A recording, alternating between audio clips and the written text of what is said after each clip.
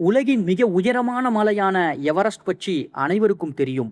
ஆனால் அதன் மிகப்பெரிய ஆபத்து உயரம் கிடையாது. எவரெஸ்டின் உச்சி பகுதியில் மரண மண்டலம், டெத் சோன் என்று அழைக்கப்படும் பகுதி இருக்கிறது. கடல் மட்டத்திலே இருந்து சுமார் 8000 மீட்டருக்கு மேல் இருக்கும் அந்த பகுதியில் காற்றில் உள்ள ஆக்சிஜன் அளவு மிகவும் குறைவாக இருக்கும். அதிர்ச்சியான விஷயம் என்ன தெரியுமா? அந்த உயரத்தில் மனித உடல் மெதுவாக உயிரிழக்கவும் துவங்குகிறது. அதிக நேரம் தங்கினால் உடலின் உறுப்புகள் சரியாக செயல்பட முடியாது. இதனால் எவரெஸ்டில் உயிரிழந்த சில மலையேற்ற வீரர்களின் உடல்களை கீழே கொண்டு வர முடியாமலும் போயிருக்கிறது. சில உடல்கள் பல ஆண்டுகளாக அங்கேயே பனிக்குள் உறைந்து கிடக்கின்றன. அவற்றில் சில உடல்கள் பாதையோர அடையாளங்களாகவே மாறிவிட்டன. மலையேற்ற வீரர்கள் அவற்றை பார்த்தபடியே உச்சியை நோக்கி பயணமும் செய்கிறார்கள். ஆக எவரெஸ்டின் உச்சியில் வானிலை சில நிமிடங்களில் மாறிவிடும்.